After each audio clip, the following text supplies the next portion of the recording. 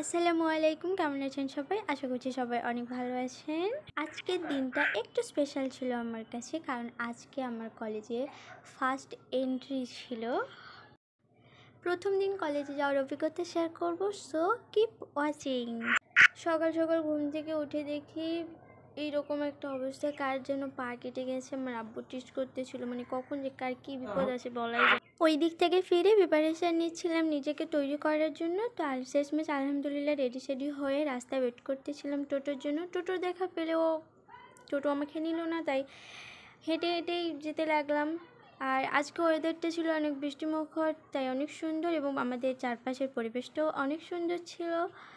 তো এটা হচ্ছে আমাদের গ্রাম, ছোট্ট গ্রাম নয়, অনেকটাই বড়। তো অনেক সুন্দর আমাদের এই গ্রাম, আবহাওয়াটা অনেক সুন্দর, পরিবেশটাও অনেক সুন্দর। আর এই সময় হচ্ছে চারিদিকে রোয়া হয়েছে, তো আরও সুন্দর লাগছিল পরিবেশটা।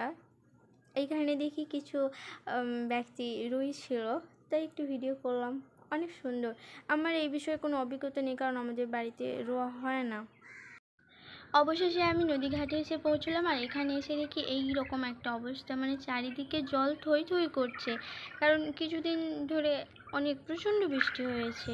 আর গাছগুলো তো ডুবু করছে, কিন্তু ডুবতে পারছে না জল অল্প থাকার কারণে। এখানে এসে একটা মজার দৃশ্য চোখে পড়লো, তো দেখো তোমরা। এই ভদ্রমহিলারা হচ্ছে আমাদের দ্বীপে বেড়াতে এসেছিলেন, আর এই কুকুরটি কিন্তু ওনাদের পোষা কুকুর ছিল না, তারপরেও দেখো।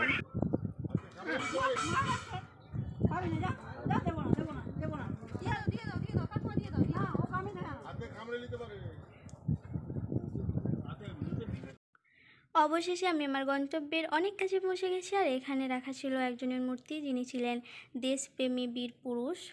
তো আর আমি কোথায় এসেছি সেটাও অনেকেই ধরে ফেলেছে এতক্ষণে। এমনই ছিল মার্কেটটা। আর এদিকে দেখি এরা কি করে, এরা ফুলের দোকানে ফুল কিনবে বলে দাঁড়িয়েছিল, কিন্তু এখন ফুল কিনে কোনো লাভ নেই, দুপুর হয়ে গেছে আর ফুলগুলো অনেকটা ঝলসে গেছে। আর এই দিকে রাখা ফুলগুলো অনেক সুন্দর, মাশাআল্লাহ। আমি রাস্তায় একটু হাঁটাহাঁটি করছিলাম, কারণ আমি যাদের সঙ্গে এসেছিলাম ওরা কিছু কিনবে। অবশেষে দোকান খুঁজে পেলাম, সামনে রাখা ম্যানিকুইন অনেক সুন্দর, ওর সঙ্গে একটু হাত মেলালাম। তারপরে চলে গেলাম দোকানের ভেতর। জিনিসপত্র এবং জামা কাপড়গুলো অনেক সুন্দর ছিল, কিন্তু ওরা যেগুলো খুঁজছিল সেগুলো পেলো না, তাই টাটা করে চলে এলাম। এখানে আমি যাদের সঙ্গে এসেছিলাম ওরা সবাই আমার থেকে অনেক বড় ছিল। তারপর ইনার সঙ্গে আমি সামনে থেকে একবার সাক্ষাৎ করে নিলাম। এখানে আসার পর যে বিষয়টা সবথেকে আমাকে অবাক করেছে তা হলো এইটা, মানে তালও বিক্রি হচ্ছে, এটা রাস্তাঘাটে পড়ে থাকে। দেন হারবালো ইউনিক ক্লিনিক থেকে আমাকে একটা কাগজ দিল। আর এখানে আমার বন্ধু আমার হাত ধরে রাস্তা পার করাচ্ছিল, কারণ ও জানে আমি অনেক চঞ্চল, মানে কোনো দিকে ঠিকভাবে দেখি না, তো ওই বিষয়টা জানি, তাই আমার হাতটা ধরে ও পার করাচ্ছিল। এটা আমার অনেক বেশি ভালো লাগলো যে 2.5 বছর পর আমাদের দেখা, তারপর ওর এই জিনিসটা মনে আছে। দেন হাঁটতে হাঁটতে আমরা একটা ব্রিজের ওপর এলাম, ছোট্ট ব্রিজ, বেশি বড় না, পুলের ওপর। আমি এখানে একটু ঢং করছিলাম। দেন একটা স্কুল দেখতে পেলাম, মানে হাঁটতে হাঁটতে যে কত কিছুই দেখলাম, আমি কখনো এরকম মানে ঘুরিনি কাকদ্বীপের বুকে এসে। হাঁটতে হাঁটতে চলে এলাম মার্কেটের দিকে। প্রথমে এলাম জুতো দোকানে। জুতোগুলো দূর থেকেই সুন্দর লাগছিল, কাছে আসতে এরকম লাগছে। জুতোগুলো আমাকে বোকা বানিয়ে দিল, তাই ফিরে চলে এলাম অন্য দোকানে যাওয়ার জন্য। এলাম একটা কাপড় দোকানে, মিরর দেখেই আমি আমার কাজ করতে লাগলাম। আর এদিকে ওরা হচ্ছে চুজ করতেছিল। একটা জিনিস নোটিস করেছো? না করে থাকলে পরে বলবো। আর এই যে এইদিকে গভর্নমেন্ট অফ ওয়েস্ট বেঙ্গল, মানে এত সুন্দর একটা পিকচার অ্যান্ড ভিউজ, সত্যি অসাধারণ। আর এই আঙ্কেলটার সঙ্গে দেখা হয়ে গেল, উনি বলতেছিলেন যে এই পাথরগুলো যারা কিনবে তারা তাদের সব সমস্যা সমাধান হয়ে যাবে না কি সব। আর এই যে হাঁটতে হাঁটতে দেখা পেলাম মহামান্য আদালতের। ইনি হচ্ছেন খুবই অসুস্থ, সবাই জানি আমরা, তাই নিজেরা নিজেদের জায়গা থেকে ওনার সুস্থতা কামনার জন্য প্রার্থনা করি, দোয়া করি। অবশেষে সেই কাঙ্ক্ষিত জায়গা যার উদ্দেশ্যে আমরা রওনা হয়েছিলাম তার সাক্ষাৎ পেলাম, সুন্দরবন মহাবিদ্যালয়। ভেতরে ঢুকতেই আমরা এরকম একটা ভিউজ পেলাম, অনেক সুন্দর লাগছিল। প্রথমে ছিল রাজা রামমোহন রায়, দেন পরে কী ছিল যেন সেভ এনভায়রনমেন্ট, দেন পরেও আরও একটা পিক ছিল, দেখেই বোঝা যাচ্ছে ঈশ্বরচন্দ্র বিদ্যাসাগর।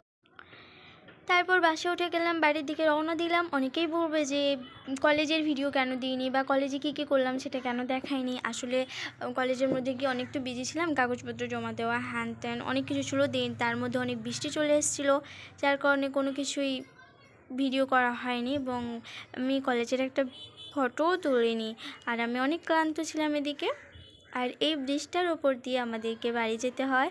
আর এই ব্রিজের নাম ছিল হাতানিয়া দেওয়ানিয়া ব্রিজ। ব্রিজটা 2019 সালে মনে হয় তৈরি হয়েছে, আমি ঠিক একটা মনে নেই। অনেক সুন্দর ওয়েদার, আর ইতিমধ্যেই কিন্তু বৃষ্টি শুরু হয়ে গিয়েছিল। একটু পরে দেখাচ্ছে, এই দেখো পুরো রাস্তা ভেজা এবং টিপ টিপ করে বৃষ্টিও পড়ছে, বোঝাই যাচ্ছে। চারিদিকে ওয়েদারটা অনেক সুন্দর, মাশাআল্লাহ, আমার অনেক ভালো লাগছিল। অবশেষে আমরা ব্রিজ থেকে রোডে নেমে এসেছি। আরেকটা কথা, আমি গিয়েছিলাম হচ্ছে সুন্দরবন মহাবিদ্যালয়ে, কিন্তু আমি ওই কলেজে অ্যাডমিশান নিইনি। আমি অন্য একটা কলেজে অ্যাডমিশান নিয়েছি যেখানে আমার বান্ধবীরা নিয়েছে। ওখানে গিয়েছিলাম কলেজটা দেখতে এবং কিছু কাজ করতে, কিন্তু ওইটা মানে অনেকটা দূর হয়ে যাচ্ছে আমার বাড়ি থেকে, আর আমি একা পড়ে যাচ্ছি, তাই বান্ধবীরা যেখানে নিয়েছি ওখানেই নিয়েছি। আর এইদিকে আকাশের কী একটা অবস্থা, মানে ভয়ঙ্কর অবস্থা, পুরো অন্ধকার হয়ে গিয়েছিল। এত অন্ধকার আর এত বৃষ্টি পড়ছিল যে শেষমেশ আমরা একটা মানে গাড়ি থেকে নেমে অন্য একজনের বাড়িতে আশ্রয় নিয়েছিলাম। অনেকটা অন্ধকার হয়ে গেছিলো এবং অনেক বিদ্যুৎ চমকাচ্ছিল। অবশেষে নদী ঘাটে এসে পৌঁছলাম। এটা পেরোলেই আমাদের দ্বীপ। আর আমি এদিকে ছাতার মধ্যে, মানে নৌকোর ওপরে ছাতার ভেতরে থেকে ভিডিও করছিলাম। অনেক মজা করছিলাম, কিন্তু আমরা অনেক সুন্দর একটা ওয়েদার উপভোগও করছিলাম। আর এই যে এইদিকে আমরা দুজন একটু মজা করছিলাম ছাতার মধ্যে থেকে। এদিকে এসে আলহামদুলিল্লাহ একটা টোটো পেয়ে গেলাম। এবার ইনশাআল্লাহ বাড়ি পৌঁছে যাব নিশ্চিন্তে। হ্যাঁ, যেটা বলেছিলাম একটা জিনিস নোটিস করেছো, সেটা হচ্ছে যে আমার ফোনের কভার অ্যান্ড আমার ড্রেস মিলে এক হয়ে গিয়েছিল। আজকে এতটাই, দেখা হবে নেক্সট ব্লগে। আসসালামু আলাইকুম, সবাই ভালো থাকবেন এবং আমার জন্য দোয়া করবেন।